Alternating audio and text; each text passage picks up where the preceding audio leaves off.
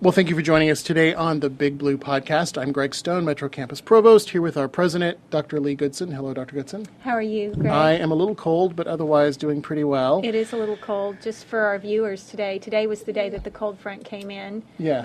Actually, it was yesterday afternoon, yesterday. and the wind chill this morning was -6 or something. I don't know. No, at some point I stopped measuring. It's Way too cold. It's really cold.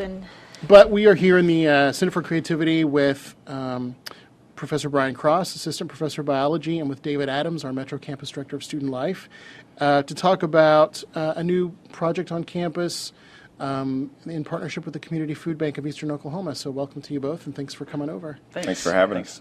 You've both been really involved in developing this new campus pantry program through the Community Food Bank. It's led to a new pantry at Metro and some renewed interest in college-wide and sort of coming together with our student life offices and volunteers at each campus to grow our existing pantries at Northeast and Southeast. Give us a bit of an overview of the program and what its goals are. How did we get to this point? Well, the goal of the program is to feed hungry people and to increase student success by making sure that our students have the nutrition that they need to perform well. It's basically the same rationale that we have for our free breakfast and free lunch programs in the K through 12 schools. Those students need good nutrition in order to be able to function. Our students need good nutrition in order to be able to function as well, too. I think sometimes we have kind of a romanticized notion of food insecurity, and college people brag about living on ramen noodles for 4 years and that sort of thing. But that's really not the best way to learn. That's not the best way for students to succeed. And our students, we know, have so many different challenges in so many different areas. They're juggling so many different things. We're trying to relieve the burden on them to increase their success. And some recent studies that have been done nationwide show that about a quarter of all college students are food insecure. That's a lot of people. Yeah. And students in certain populations even have a higher percentage than that. Right. Yeah, I think for community colleges it's a greater percentage. Yeah. So and we just in Oklahoma in general, we have a really difficult time with hunger. We just don't have a great safety net here, and there are a lot of people that fall through it. We have 29% of children in Oklahoma live in households that experience food insecurity, and many of those parents are students at community colleges, and they're trying to improve their lives. They're trying to grow out of that place of deprivation and into some place that's more economically secure and stable, and we want to help them to do that in any way we can. David, describe the fuel pantry, as we call it here at Metro. Describe it for us. I would start off by saying also that we're trying to reduce food insecurity. And over the course of probably the last year, we've had multiple meetings with faculty, staff, and students at these meetings talking about what our vision for this was going to look like and how we could make this happen and the best road to success. And so we were able to have a work study student become part of this, and they're able to help us with a lot of the visitors who come to the fuel pantry. And so we've drafted up an application through working with the Community Food Bank of Eastern Oklahoma, and we also developed a flow chart to try and help our volunteers know exactly what to do when the visitors do come. So and slowly but surely, more and more people are visiting the fuel pantry, and we're getting more business, and I think it's just going to keep growing.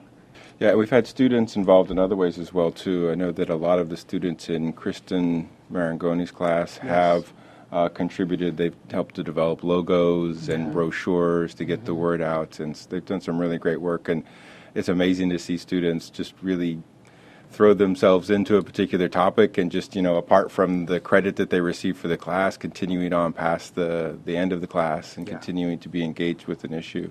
That's really exciting. I know I was at the Phi Beta Lambda end of the year and winter holiday party, and that's when you showed it. Did you show it to me that night? Were you the one that showed it to me? Her. Yeah.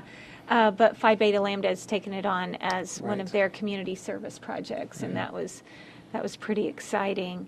I want to ask a follow-up question before I kind of go into the next question. So there's fuel pantries or food pantries on other campuses also. Is there a movement afoot within the college to kind of streamline that so that they're all operating similarly with the same infrastructure behind it? Can you? Right. Is that? That's definitely in the the case. works? Yeah, the Northeast campus had a very active food bank, but it was being funded by private donations. Okay. What's new now is that we've become part of the Eastern Oklahoma Food Bank's school pantry program. So they've had a long-running program for the K through 12 schools, and they have been looking to expand it into the post-secondary schools. And so they were very excited when we contacted them and said, what are the opportunities here? And so we're trying to get all of the different pantries at all of the different campuses hooked up through the food bank, which makes maintaining a supply of food much easier. There's more reliability to what we can offer to the students. And the partnership is easier to maintain too, Yeah. because we have a relationship with one nonprofit entity, and so people can bring food directly to our fuel pantry. Definitely. Right? Definitely, You don't yeah. have to bring it to Eastern Oklahoma Food Bank and then, you can bring it Yeah, directly there. the two can be mixed, and I'm happy to report that as of this week, Northeast Campus is also going to receive food from the Community Food Bank of Eastern Oklahoma, and our application, we've designed it to be functioning as an all-college right. application, and we're, everything we've been trying to think about is, how it can work at Metro, but also at the same time be college-wide. How can it work college-wide? Yes. So in November, there was a kickoff hosted by the Community Food Bank of Eastern Oklahoma. Tell us a little bit about that kickoff, about that event, who showed up, what was the purpose of it? Can you kind of walk us through that for those who didn't get to attend? Yeah, so we did this right before Thanksgiving, which is a time when a lot of people are thinking about food security and thinking about their own blessings, and so we wanted to piggyback off of that in order to try to launch our food bank. So we had a meal during the day at lunchtime over in the student union here at Metro, and the food bank prepared the food for us, a really excellent meal. And we had about 86 students show up. I brought my biology class down. That was the same time my biology class was meeting, so I said, guys, let's go have lunch. And we took them down there, and we had some people talk about the fuel pantry. I worked up a little quiz. I brought a copy of that quiz here today, right, that I did with the participants that were there, and I think it was a great event. Yeah, and then we did some tours of the fuel pantry throughout that time period as well. It was really exciting. Let's briefly talk about the name. Where did the name Fuel Pantry come from? I think it was Kristen students, wasn't wanna it? say, They proposed a number of different options. I was lobbying for Greg's Groceries, but he rejected that idea. So the students came up with Fuel Pantry, which, is a bit, everything that we're doing is trying to reduce the stigma. There's so much stigma associated with accepting this sort of help. We're trying to soften it in any way that we can. And I think Fuel Pantry is a much better name than just food pantry or food assistance closet or something like that. And it's located at complements Metro. the location of it with the reducing the stigma. We tried to find a place that wasn't extremely difficult to find, but was also in a path where students travel pretty much weekly, and so we felt that the current location, the student union, was perfect for that. Yeah, just near the Student Life office. So. I'm Leigh Goodson, here with my co-host, Dr. Greg Stone, and you're listening to the Big Blue Podcast. Our guests today are Brian Cross, Assistant Professor of Biology, and David Adams, Metro Campus Director of Student Life, and we've been talking about the Metro Campus Fuel Pantry. The Fuel Pantry also has a grab-and-go option, so that is different from the application program. And tell us a little bit about how that works and what types of items should employees donate for the grab-and-go option if they're interested in that part of the fuel pantry. Well, about every other day or so, we try and place some items out on the shelf of the fuel pantry. There's a little shelf just outside of the door, And this, I think, goes back to one of Dr. Stone's comments in one of our many, many meetings we had, where we just didn't think students would be interested in carrying a can opener to class and opening up something like that, and having something that was more grab and go, like granola bars or an orange, maybe a cheese stick, something that it was easily grab and go. By the way, we have a fridge and a freezer now, thanks to the foundation. Absolutely. And those were the type of items that we're hoping faculty and staff or students, anyone, is able to donate. We have a separate section in the fuel pantry for our grab and go options, and we find that to be very successful. We put stuff out, and very quickly it goes away. So Yeah, I don't have anything to add to that. You described it well. Yeah, so. And we had some discussions about if we just have free food out, are people who don't really need it going to take it? But the consensus was pretty quickly that we would rather have it out and available for someone who really needs it, who needs that really good burst of protein, energy before they go take a test. And it was worth a few additional things walking off from someone who could go to the campus store, who could go to the campus cafe, that it was worth it in the long run to help students who were in need. So if an employee, if a faculty member or a staff member senses that a student may be food insecure and might need to be referred to the fuel pantry, how would you recommend that someone go about having that conversation? Because to your point earlier, Brian, there's some stigma around that, and it's really could be a difficult conversation if it's not handled the right way, because you obviously don't want to put the student off, but at the same time you want to provide that support and let the student know about that service.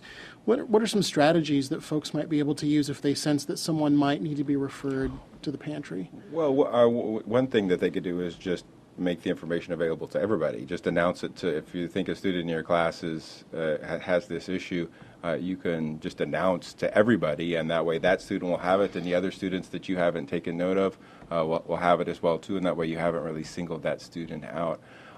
So I would make the information available as widely as possible, and let those students self-select, because there is stigma associated with it, and I think some people would be a little uncomfortable about being put on the spot. So I don't know what you think. I've heard some professors might also put a little spot in their syllabus just talking about this and other areas where they might find additional resources if they needed them. So. And then just as far as logistics go, if a professor wanted to walk them over to Student Life or to the fuel pantry, or just connect them with our office in Student Life, myself, David Adams, or with our office in person or on the phone, we're happy to connect them with the fuel pantry. Yeah, and they can stop by during do you want to give the hours for the fuel pantry active here? Right now, our hours are, Monday through Friday, 9 a.m. till 6 p.m. is when Student Life is open. On Friday from 10 a.m. till 5. And what we'll try and do is if someone's not immediately there able to assist them, we'll take their application and set up a time that's most convenient for them to obtain the items. And of course, if it's a need that's immediate, we'll try and find the grab and go option. We'll definitely take care of them, but we want to make sure that we get them the services, the resources they need. That sounds great. Our students are really lucky to have faculty and team members, staff that really dive in and help them and meet them where they are. So we have one more question, Brian and David, and that is, if you could go back and give advice to your 18-year-old self, what would it be? For me to go back 10 years. Do you want to go second? No, it's more like 25 now. I think I would tell, and this is probably not great advice for every student, but I would tell myself to be less concerned with grades and more concerned with the experience and living life to the fullest. I'm not going to have my kids listen to this podcast. I just want to know. Well, I'm kidding.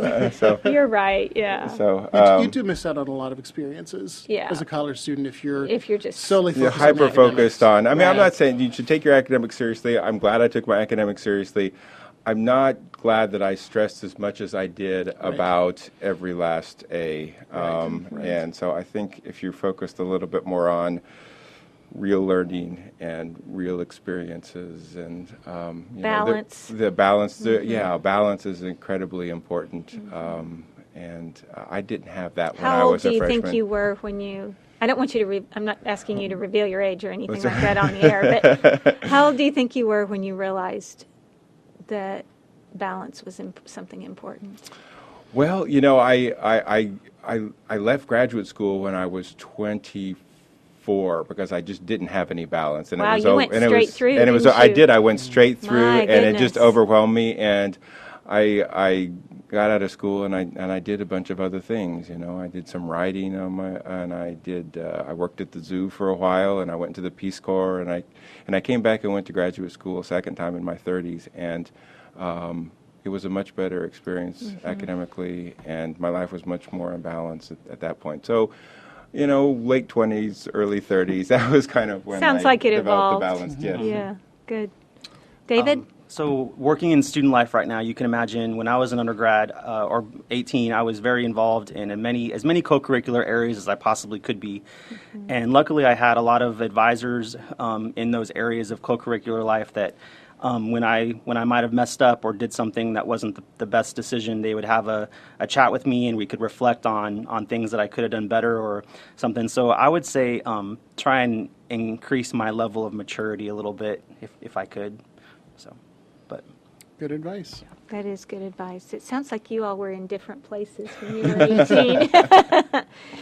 Well, that's great advice. You all are doing a great job. Thank you for bringing this to fruition for our students. We're really excited about it and love talking about it. So, you've been listening to the Big Blue Podcast. We want to thank our guests, Brian Cross and David Adams, for joining us today, and we want to thank you for listening.